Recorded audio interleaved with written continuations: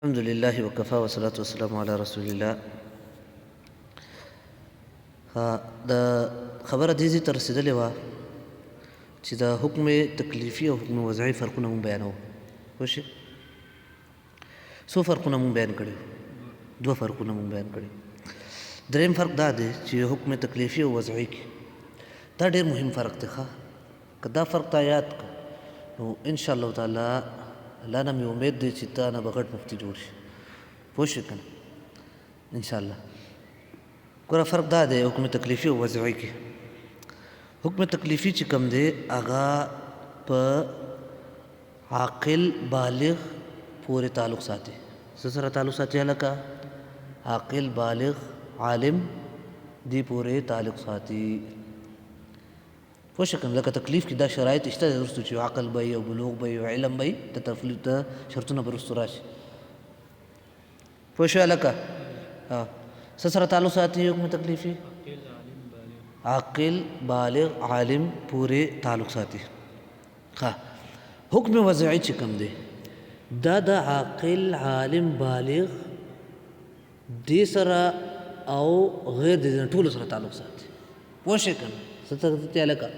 هغه په عاقل او غیر عاقل، عالم او غیر عالم، ته دې که بالغ او غیر بالغ ټولو پورې تعلق ساتي. مثال د هغې واوره. مثال لکه حکم تکلیفي مثالونه خو آسان دی، هغه مخکې بار بار تېر شو. لکه صلات شو، دې دپاره عقل او بلوغ شرط دی. صحیح ده که نه؟ دغه شانتې زکات، دغه شو څه نوم دی، دا حج شو، دې دپاره عقل او بلوغ شرط دی. دغه شانتې نور څیزونه دي چې هغه دپاره عقل او بلوغ هغه شرط دی. د عباداتو دپاره عقل او بلوغ، روژه د دې دپاره عقل او بلوغ چې کوم دی هغه شرط دی. دا خو حکم تکلیفي مثالونه دي، دا خو واضح دی.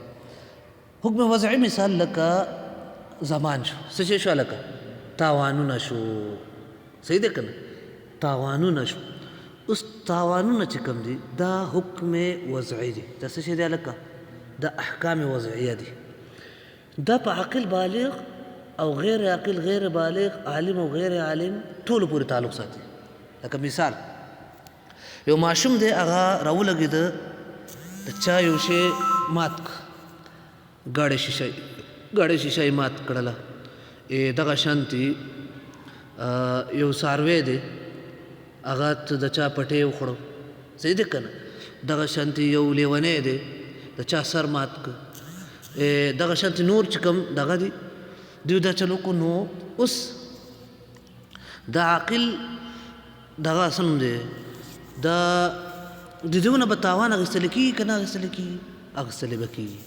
صحیح ده که نه؟ اخیستلی کېږي. ولې هلکه؟ اوس ګوره لیونی خو مکلف نه دی که نه؟ پوه شو که نه؟ تا نه څوک تپوس وکړي ته چې لیوني باندې تاوان لازمې، ته چې ماشوم باندې تاوان لازمې، او دغه شانتې ته چې دغې باندې څه نوم دی په نابالغ باندې ته چې تاوان لازمې، نو دا په کوم دلیل؟ دا خو مکلف نه دی که نه؟ نو ته به ورته وایې چې دا احکام وضعیه دي. دا څه شی دی هلکه؟ احکام وضعیه دي کې تکلیف او عدم تکلیف شرط نه وي، بلکې دا د څاروو نه هم اخیستلی کېږي هلکه. پوه شئ که نه؟ یو څاروی دی هغه د چا پټي وخوړو، نو مالک نه به تاوان اخیستلی کېږي که نه کېږي؟ اخیستلی کېږي. اوس که هغه مالک دا ووایي چې هلکه څاروی خو غیر مکلف دی. پوه شئ که نه؟ څاروی خو څه دی هلکه؟ غیر مکلف دی. وایي څاروی خو غیر مکلف دی، خو تاوان حکم وضعي دی، دا به غیر مکلف پورې هم تعلق ساتي. پوه شئ هلکه؟ اوس دې باندې به ټولې فتوې ته ورکولی شي. کېدای شي 1000 فتوې 2000 فتوې ته ورکولی شي. هره مسله چې تا ته راځي او احکام وضعیه او نهي من باب تاواني، نو بس دغه حکم ورباندې جاري کوه. پوه شئ که نه؟ اوس یو ماشوم دی ګاډۍ وخېجوي په چا باندې، ماشوم باندې خو قصاص نه وي. صحیح ده که نه؟ تاوان یې ورباندې ولې نه وي؟ تاوان وي ولې نه وي هلکه؟ ځکه چې تاوان احکام وضعیه دی، دا د مکلف او غیر مکلف پورې تعلق نه ساتي. پوه شئ مولوي صاحب هلکه؟ دویم بل فرق څلورم حکم تکلیفي چې کوم دی هغه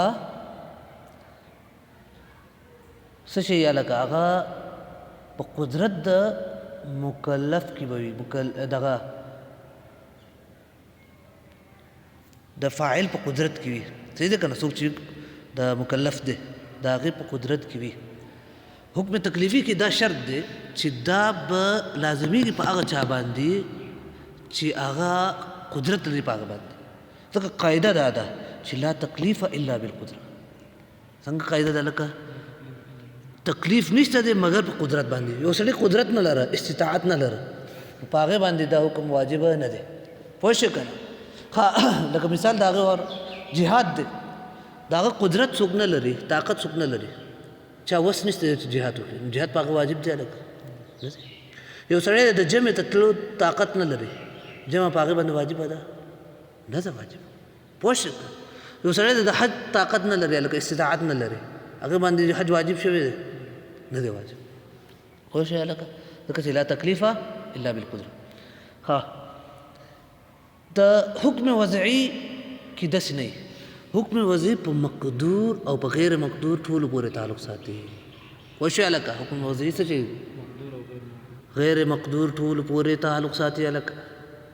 پوه شئ؟ که حکم وضعي کې هغه نه، حکم وضعي په غیر او حکم وضعي کې دا شرط نشته چې دا به ستا په قدرت کې. که ستا قدرت کې وو هم حکم وضعي، که ستا قدرت کې وو هم، نو بیا هم شریعت تا نه طلب د هغې نه کوي. بیا هم څه کوي هلکه؟ شریعت دا دوه خبرې شي. یو حکم وضعي کله کله سړي په قدرت کې هم نه وي، یو شو. دویم دا دی حکم وضعي کله کله سړي په قدرت کې وي، سړی کولی شي، خو لیکن شریعت طلب تعالی نه کوي. شریعت څه نه کوي هلکه؟ طلب نه کوي. څنګه مثال حکم وضعي چې ستا په قدرت کې نه وي، د هغې مثال داسې شو زوال الشمس شو. اوس ته کولی شي لکه زوال الشمس ته کولی شي، ستا په قدرت کې شته. شمس تبریز بابا خو کړی وه لکه هغه خو نور کس کته کوز کړی. پوه شئ که نه؟ داسې دروغ کیسې دي. پوه شئ؟ څوک نه شي کولی. ښه زوال الشمس دغه شانتې طلوع الشمس، غروب الشمس، صحیح ده که نه؟ او دغه شانتې اتیان د شهر رمضان، صحیح ده که نه؟ راتګ د شهر د رمضان. ته کولی شي چې میاشت رمضان راولې؟ دا ستا په وس کې شته؟ د ټوله دنیا راجمع شي بیا هم نه شي کولی. پوه شئ که نه؟ دا هغه خپل ټایم دی، خپل وخت دی، خپل هغه د مکلف ستا سره تعلق نه ساتي. پوه شئ که نه؟ ګوره دا خو د هغه مثال شو چې حکم وضعي د مقدور په د مکلف په قدرت کې نه وي. پوه شئ که نه؟ دا د هغې مثال وشو. اوس د هغې مثال واوره چې حکم وضعي د مقدور په قدرت کې وي، دا د مکلف په قدرت کې وي، خو هغې نه مطلوب نه وي، خو هغې نه څه نه وي هلکه؟ مطلوب نه وي. د هغې مثال داسې دی لکه نصاب زکات دپاره. دا څه شی دی هلکه؟ دا حکم وضعي دی. ځکه چې زکات دپاره نصاب چې کوم دی هغه شرط دی که نه؟ دا سبب دی که نه؟ چې بلوغ النصاب ته چې ورسېد نو دا سبب دی د وجوب زکات دپاره. صحیح دی که نه؟ دا شرط. اوس ته کولی شي که نه چې ځان له دومره پیسې وګټې چې نصاب ځان باندې پوره ځان ته پوره کړي؟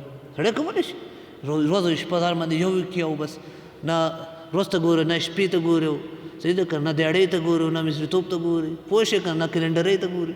پوه شئ؟ لګیا دی څه چل دی هلکه؟ نصاب ځان له پوره کومه چې زکات ورکړه. اوس دا خو سړی کولی شي، خو دا سړی د مطلوب دی مکلف نه هلکه. شریعت ته دا نه وایي چې هلکه ته ځان دومره وکړوه چې ځان باندې زکات فرض کړي. دا چېرته ویل دی شریعت؟ دا خو شریعت ته دی ویلي. پوه شئ که نه؟ شریعت ته ها که تا سره دومره پیسې راغلې چې زکات هغه نصاب ته پوره رسېدې نو بیا ورکوه. داسې مه کوه چې هلکه ځان شپه ورځ ځان باندې یو کړی دی او ته دغه کوې. دغه شانتې حج راواله. حج دپاره استطاعت چې کوم دی هغه شرط دی. پوه شئ که نه؟ حکم وضعي دی. اوس شریعت ته تا په دې مکلف کړی دی چې ځان باندې ورځ شپه یو کوه او ځان حج ته رسوه. دا نه شي کوي. دې وجې نه ډېرو خلکو ته عوامو خلکو ته لیدلي عوام خلک چې هغه دې دپاره خپل اهل و عیال خرچه نه کوي او دغه شان په ځان خرچې نه کوي او یا ځان قرضداره کوي چې زه حج وکړم. هلکه حج کول خو استطاعت خو حکم وضعي دی، هغې باندې ته مکلف نه یې، ته څه ځان مکلف کړې؟ پوه شئ که نه؟ نو حکم وضعي چې کوم دی هغې کې سړی چې کوم دی هغه مکلف نه وي، ولو که قدرت د سړي کې وي. پوه شئ که نه؟ ولو د قدرت د مکلف کې هغه وي. پوه شو هلکه؟ دا فرقونه شو شیخه یاد که دا فرقونه تاله به په کار راشي. ښه نو څه شو؟ قاعده څنګه وه؟ قاعده مونږ ویلي وه چې کل ما طلب الشارع. اوس دا حکم تکلیفي چې کوم دی 15 اقسام دي. حکم تکلیفي څه دي؟ 15 اقسام دي چې هغه 15 قواعد د هغې متعلق مصنف دلته راوړي دي. حکم تکلیفي 15 اقسام دي. کم دي؟ یو واجب دی، بل مندوب دی، بل حرام دی، بل مکروه دی او بل مباح دی. وشو لکه څو اقسام دي؟ احکام تکلیفیه 5 دي ته ویل کېږي. څه ویل کېږي لکه احکام تکلیفیه 5. دا 15 احکام دي چې دا حکم تکلیفي دي. پوه شئ که نه؟ د 15 کې وجه د حصر هم ده. هغه داسې ته وګوره وجه د حصر ولیکه ته لنډ چند دی چې ته په دې باندې پوه شې. وجه د حصر هغه دا ده چې هر حکم الله رب العالمین د یو حکم کې یا به طلب او یا به تخیر. څه شی هلکه پوه شئ که نه؟ دا طلب بیا طلب الفعلی او یا به طلب الترکی. څه شی هلکه؟ یا طلب الفعل او یا طلب الترک. که طلب الفعل وو صحیح ده که نه؟ نو دا طلب الفعل دا به یا جازم وي او یا غیر جازم وي. څه شی هلکه؟ یا به غیر جازم وي. پوه شو هلکه؟ حکم به یا به حکم کی یا به یا طلب یا به تخیر. که طلب وو نو طلب به یا فعل او یا به ترک، او که طلب د فعل نو یا به جازم او یا غیر جازم. صحیح ده که نه؟ که طلب الفعل جازم وو نو څه شی شو؟ واجب شو. که طلب الفعل غیر جازم وو نو مندوب شو. پوه شو هلکه؟ که طلب الفعل غیر جازم شو نو څه شی شو؟ مندوب شو. ها که طلب الفعل که طلب الترک نو که طلب الترک یا به جازم او یا به غیر جازم. پوه شو که نه؟ یا به صحیح هلکه؟ یا به غیر جازم. که طلب الترک جازم وو نو هغه څه شی شو؟ حرام شو. او که طلب الترک غیر جازم وو نو هغه څه شی شو؟ مکروه شو. او که طلب التخیری یعنی د کې او که نه کې نو هغه څه شی شو هلکه؟ مباح شو. هغه څه شی شو هلکه؟ مباح شو. 15 اقسام تکلیفیه 5 هغه ته وویل. صحیح ده که نه؟ دا 15 اقسام دي. دا د جمهور په نسبت باندې. دا په چا په نسبت باندې؟ جمهور باندې. د احنافو په نسبت باندې احکام تکلیفیه و دي. څه دي هلکه؟ و دي. څنګه؟ یو خو هغه فرق کوي په منځ د فرض او واجب کې. څه کوي هلکه؟ فرق کوي په منځ د فرض او واجب کې. فرض هغه څه ته ویل کېږي چې هغې طلب کړي شارع طلب جازم کړي. صحیح ده که نه؟ دغه شان دغه شی دی. د واجب چې کوم تعریف جمهور کوي دغه تعریف د هغه دی. خو هغه یو شرط لګوي په دې کې چې دا په دلیل قطعي سره ثابت دی. دا په څه سره ثابت دی؟ دلیل قطعي سره ثابت دی. قطعي. صحیح ده که نه؟ ها دلیل قطعي سره ثابت دی وجه نه دوی وایي چې اخبار احادو سره فردیت نه ثابتېږي. ولې هلکه؟ دا ظني دي. پوه شو هلکه؟ دا څه شی دی؟ ظنیات دی هلکه. اخبار احاد وایي د کار شی نه دی. پوه شئ؟ نو دا به قطعي دلیل سره ثابت دی. بل دویم دی وایي چې واجب چې چاته ویل کېږي احناف په نسبت باندې احناف په نسبت واجب دې ته ویل کېږي چې ما ثبت بدلیل ظني فيه شبهه. څه شی ته ویل کېږي؟ فيه شبهه. هغه چاته چې هغه دلیل ظني سره ثابت وي په هغې کې څه شی هلکه؟ شبهه وي. پوه شئ که نه؟ دلیل ظني سره ثابت وي. نو دا دی یو خو دا فرق کوي.